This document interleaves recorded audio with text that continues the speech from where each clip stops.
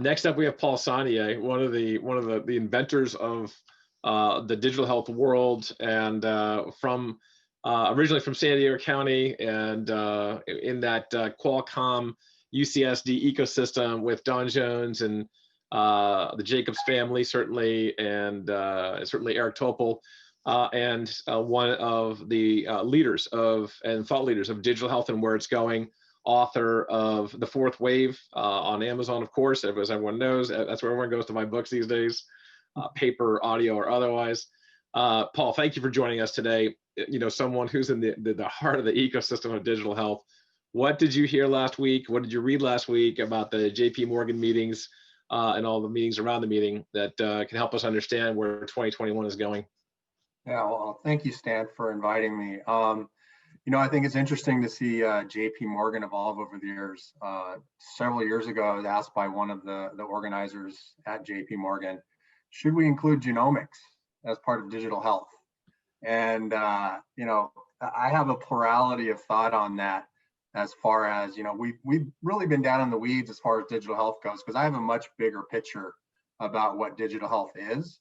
And genomics is part of that. So, seeing what's happening with, convergence with digital, with genomics, it's really fascinating. I think, of course, everyone saw that funding is up since last year, which I think had a dip.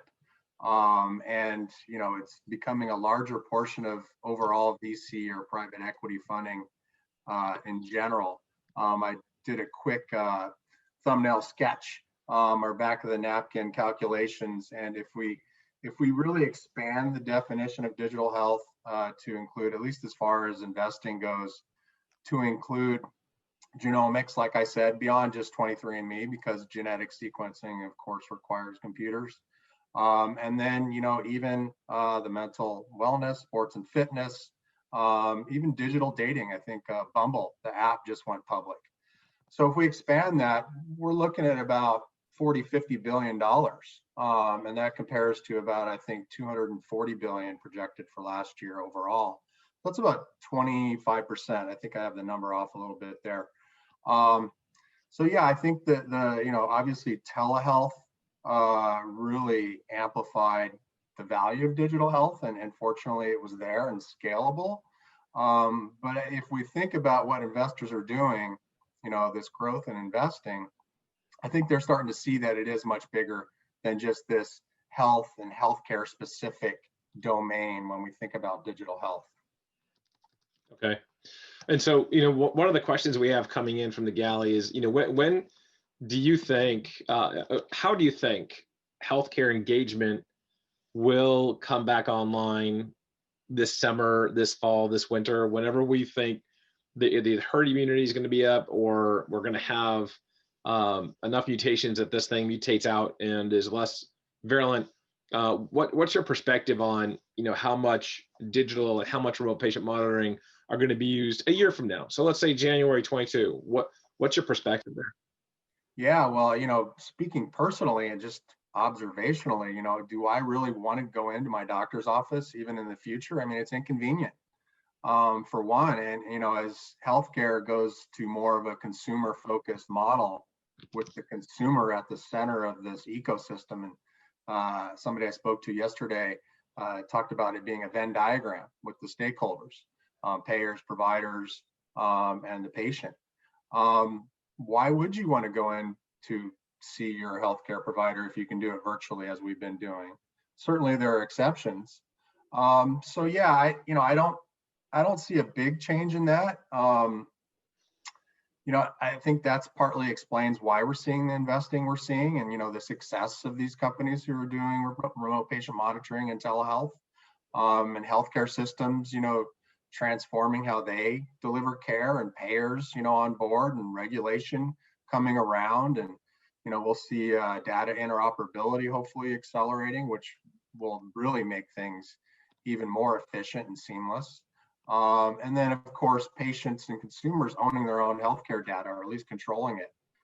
So you factor all that together, and I think we've got a perfect storm. It's a cliche, but and maybe over the course of this year into next year, maybe we'll see where brick and mortar healthcare offices, healthcare systems, this change, this disruption that we've all thought was coming may have really been accelerated in that regard.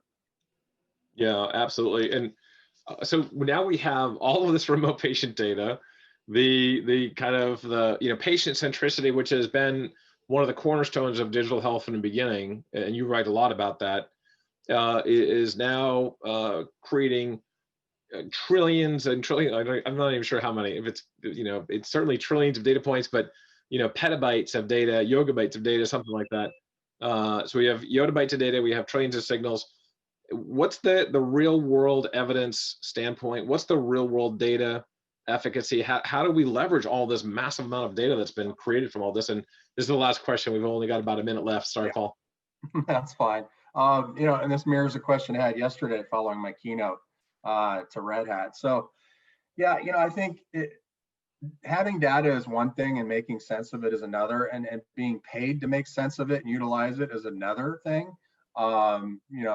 For startups and large enterprises, it's a different question, right? If you're a startup, you've got to figure out a business model and who's going to pay you to go to market with that.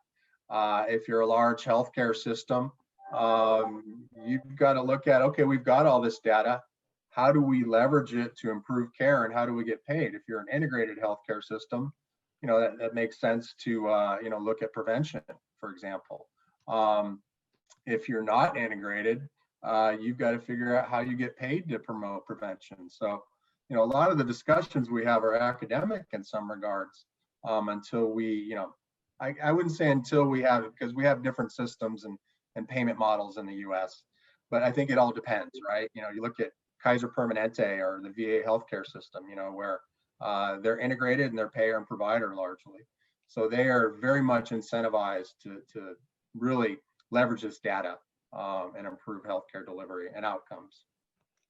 Love it. Again, thank you, Paul, for joining us today. And just a tremendous perspective. You come in, again, for folks that don't know Paul, he is author of The Fourth Wave and one of the leaders of digital healthcare. He has the largest LinkedIn group in digital healthcare and it has just really made an impact on getting digital health on the roadmap and helping to evangelize the actual field all over the world. Thank you, Paul.